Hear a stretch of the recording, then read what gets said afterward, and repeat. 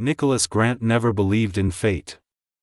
At 39, he trusted numbers, contracts, and careful planning, the kind of man who believed everything meaningful could be calculated, except loneliness. On Christmas Eve, sitting alone beneath glowing restaurant lights, he checked his watch for the third time in 10 minutes. 7:45 p.m. She was 45 minutes late. Around him, couples laughed over wine, families passed steaming plates, children clutched wrapped gifts. Some kind of magic hovered in the air, but not at his empty table for two. With a thriving tech empire and a penthouse overlooking the city, Nicholas had everything money could buy. Yet here he was, waiting for a blind date arranged by his stubborn sister, feeling foolish for believing hope deserved another chance. He was just about to leave when the restaurant doors flew open and a blast of snow rolled in, along with a frantic young woman gripping the hand of a tiny boy in a red coat. Tears streaked her face, her hair was wind-tangled, her breath came in shallow gasps. And the look in her eyes said this was not the life she had planned. Nicholas had no idea that this woman, late, overwhelmed, and carrying more heartache than hope, was about to change everything, because sometimes, the person who keeps you waiting isn't just running late. They're running toward a miracle neither of you saw coming. Nicholas Grant checked his watch again. 7:58 p.m. 45 minutes late. He exhaled slowly and stared into the deep red wine swirling in his glass. The upscale restaurant glowed with Christmas elegance, twinkling fairy lights draped across wooden beams, soft jazz carols playing in the background, and windows fogged with falling snow. The scent of cinnamon and roasted turkey floated around him, every table around him buzzed with togetherness, except his. At 39, Nicholas had conquered the professional world. His tech consulting company had expanded faster than analysts predicted, earning him industry awards and a fortune large enough to fund several lifetimes, yet none of it could quiet the ache of sitting alone on Christmas Eve. 5 years earlier, his engagement had ended in disaster, betrayal followed by complicated legal battles.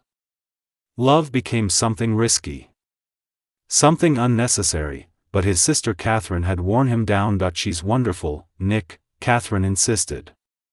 Smart, compassionate, genuine.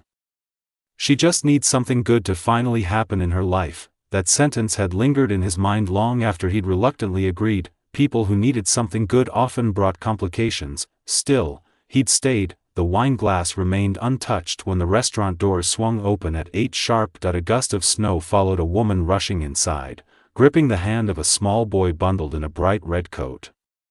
Her wavy blonde hair had escaped its pins. Her cream-colored coat looked threadbare at the cuffs.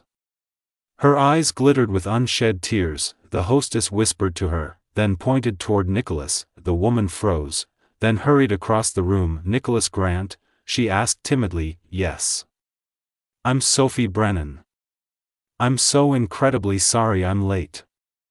Up close, her makeup was smudged, mascara staining her cheeks. Her exhaustion wasn't cosmetic, it was bone deep. The boy beside her looked up. My mommy was crying, 'cause our babysitter didn't come, our car didn't start, and we had to ride buses in the snow, he announced proudly. Sophie flushed. Owen, sweetheart, Nicholas smiled kindly. Thank you for coming, he said, pulling out a chair for her. Sit, please. She hesitated before lowering herself into it. He ordered hot chocolate for Owen and water for Sophie. Her voice shook as she explained, the babysitter's sick child, the broken starter on her car, the snow-choked buses. She'd almost cancelled, but Catherine's optimism and guilt had dragged her out anyway. I've probably ruined your entire night, she whispered, standing. We'll go. Please don't, Nicholas said gently. You came all this way. The least I can do is buy dinner. She stared at him, stunned. No one does things just to be nice anymore.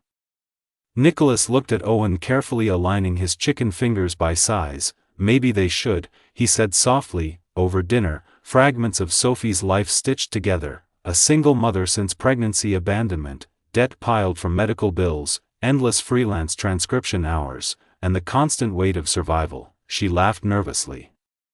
Catherine described you like some kind of miracle. She did the same with you. Sophie glanced down at her worn coat. I'm not much of a miracle.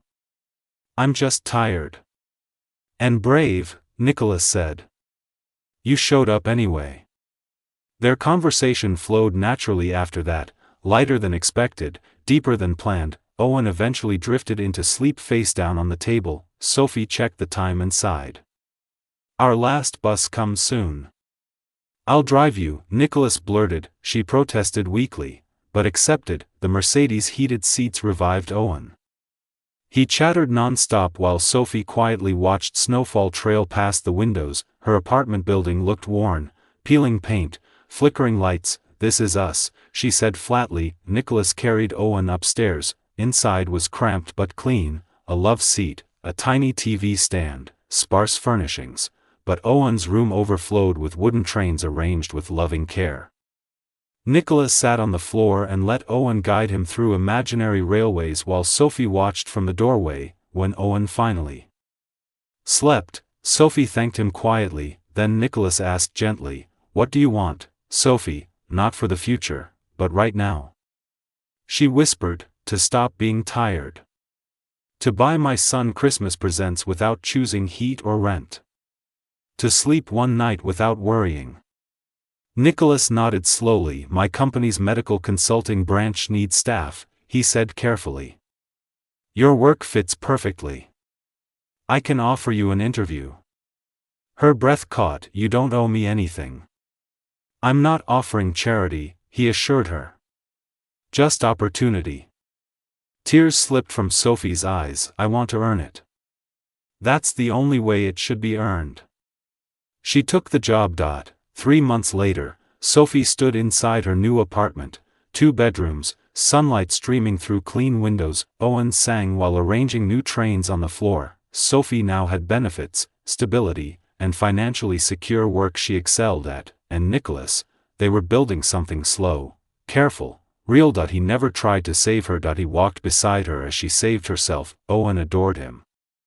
"Can Nicholas be my daddy?" Owen once asked. Sophie smiled gently.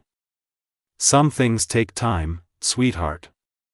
Now snow drifted past the February sky while Sophie read a text from Nicholas. "Dinner tomorrow, my place. Cooking." Owens requested burnt pasta. She laughed that we wouldn't miss it. Sometimes fate doesn't walk boldly into your life, sometimes it arrives breathless, late, holding on to everything still worth believing in, and sometimes, waiting changes everything.